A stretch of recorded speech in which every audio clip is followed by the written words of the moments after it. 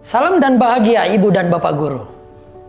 Selamat datang kembali pada topik kurikulum. Untuk lebih memahami bagaimana prinsip dan gambaran kurikulum prototipe, pada materi kali ini kita akan belajar mengenai capaian pembelajaran. Capaian pembelajaran atau CP merupakan kompetensi dan karakter yang ingin dicapai setelah menyelesaikan pembelajaran dalam kurun waktu tertentu. Capaian pembelajaran setara dengan kompetensi inti dan kompetensi dasar pada kurikulum 2013.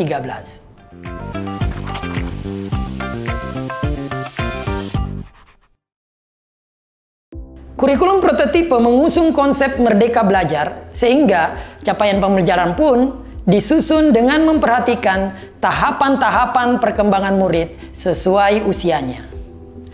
Capaian pembelajaran dirancang berdasarkan fase, bukan per tahun. Satu fase memiliki rentang 1-3 tahun. Dengan begitu, rentang waktu untuk murid mencapai penguasaan kompetensi lebih lama. Murid dan guru punya waktu yang lebih leluasa untuk mengembangkan kompetensi dan memperdalam pemahaman. Pada kurikulum prototipe, capaian pembelajaran dibagi menjadi 6 fase.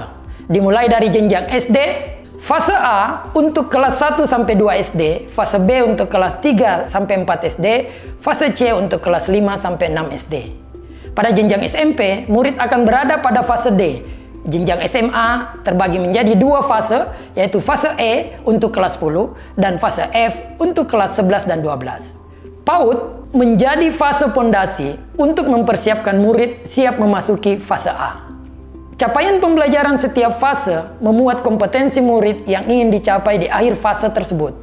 Misalnya, capaian pembelajaran fase A akan berakhir pada kelas 2 SD, sehingga murid memiliki waktu 2 tahun untuk menguasai kompetensi yang ada dalam capaian pembelajaran di fase tersebut. Capaian pembelajaran fokus memuat 2 hal utama, yaitu kompetensi inti dan konten esensial. Pertimbangannya, ketika kurikulum memuat konten isi yang terlalu rinci, proses pembelajaran berpotensi menjadi terlalu padat. Akibatnya, pelajaran disampaikan secara terburu-buru untuk menyelesaikan konten isi yang terperinci tersebut. Jadinya, guru cenderung berfokus pada ketersampaian konten isi dibanding pencapaian kompetensi murid. Dengan terbatasnya waktu, proses belajar menjadi seragam dan kurang memperhatikan kebutuhan dan karakteristik murid.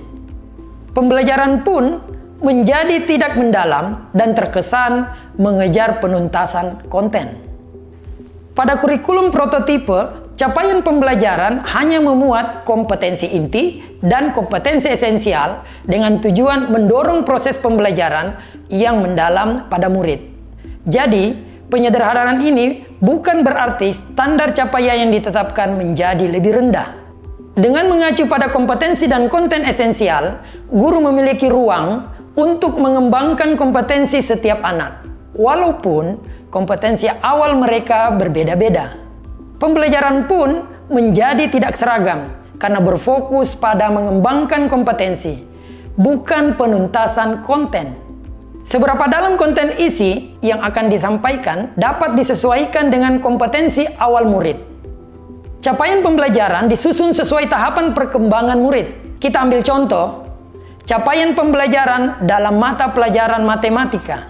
Dalam matematika, terdapat elemen konten isi dan kecakapan matematika sebagai sebuah kesatuan.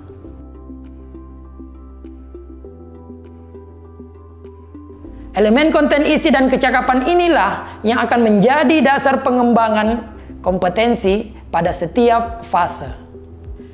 Kita lihat contoh pada elemen geometri mengenai bangun datar. Di akhir fase A, kompetensi murid berada pada kemampuan untuk mempresentasikan apa yang dilihatnya melalui kata-kata. Jika dikaitkan dengan konten isi, maka murid mengenal dan mendeskripsikan berbagai bentuk bangun datar. Pada akhir fase B, kompetensi murid meningkat pada kemampuan untuk membandingkan, namun pada hal-hal yang masih konkret, seperti membandingkan ciri-ciri berbagai bentuk bangun datar. Dan pada akhir jenjang SD, yaitu fase C, kompetensi murid naik dari membandingkan menjadi mengklasifikasikan. Namun tetap untuk hal-hal yang konkret, jika dikaitkan dengan konten isi, maka murid dapat mengklasifikasikan berbagai bentuk bangun datar sesuai dengan ciri-cirinya.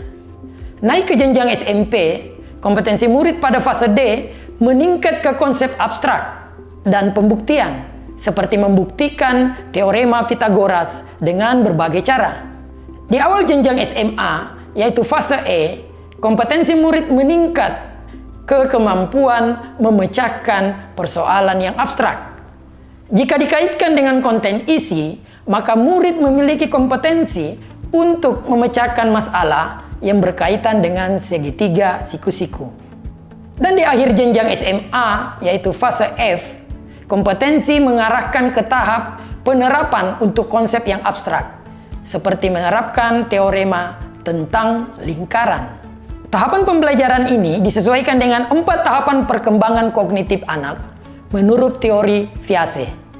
Menurutnya, pada usia 0-2 tahun, bayi mengembangkan pemahaman tentang dunia melalui pengalaman melihat, mendengar, menggapai, juga menyentuh.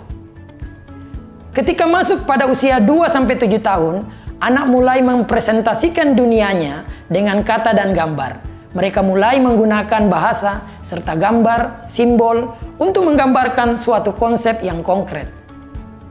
Di usia 7 hingga 11 tahun, anak mulai dapat berpikir secara logis yang dapat diterapkan untuk memecahkan masalah yang konkret. Anak pun memiliki kemampuan untuk mengurutkan, mengklasifikasikan, dan menganalisis. Dan ketika masuk usia 11 tahun ke atas, anak sudah bisa berpikir secara abstrak, lebih logis, sehingga memiliki kemampuan memecahkan masalah yang lebih abstrak dan menarik kesimpulan dari ragam informasi dan pengalaman. Jadi, setiap fase memiliki tingkatan kompetensi yang bertahap dan disesuaikan dengan tahapan perkembangan murid.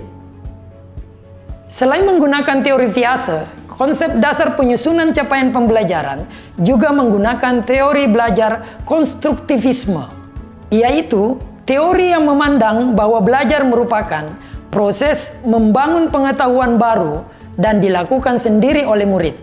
Pengetahuan baru ini dibangun dari kemampuan awal, pengalaman belajar, dan interaksi sosial yang dimiliki murid. Konsep ini mengarahkan murid untuk aktif menemukan pengetahuannya sendiri berdasarkan kematangan kognitifnya. Tentunya, setiap murid memiliki kemampuan awal dan pengalaman yang beragam, sehingga hasilnya setiap murid di kelas pun akan membangun pemahaman masing-masing secara unik. Tujuan dari pendekatan konstruktivisme adalah untuk membangun pemahaman dengan menciptakan sebuah karya, di mana dalam menciptakan sebuah karya tersebut, murid perlu memiliki pengetahuan dan keterampilan. Seperti yang kita tahu, kemampuan menciptakan ada di puncak taksonomi Bloom. Ketika murid mampu menciptakan sebuah karya, misalnya membuat denah rumahnya, artinya murid sudah memahami dan menguasai kompetensi yang diharapkan. Memahami cara mengukur ruangan, menghitung skala, dan sebagainya. Maka, jika mengacu kepada teori konstruktivisme, sebenarnya kemampuan memahami ada di level yang paling tinggi, berbeda dengan Bloom yang berada di level C2.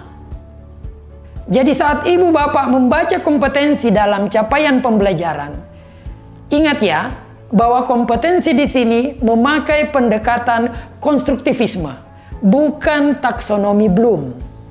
Ibu dan bapak guru, sebelum kita akhiri video ini, mari kita kembali mengingat bahwa capaian pembelajaran berfokus pada kompetensi inti dan konten esensial yang ingin dicapai. Capaian pembelajaran dibagi dalam fase untuk memberikan rentang waktu yang lebih luasa kepada murid untuk menguasai kompetensi. Hal ini juga memberikan waktu yang lebih fleksibel kepada ibu dan bapak guru untuk menyusun strategi pembelajaran yang sesuai dengan kebutuhan murid.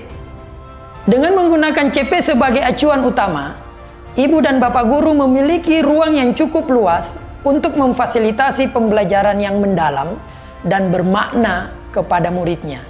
Dengan demikian, murid dan guru terdorong untuk menjadi pembelajar sepanjang hayat. Selamat belajar dan berproses Ibu dan Bapak guru hebat. Salam dan bahagia.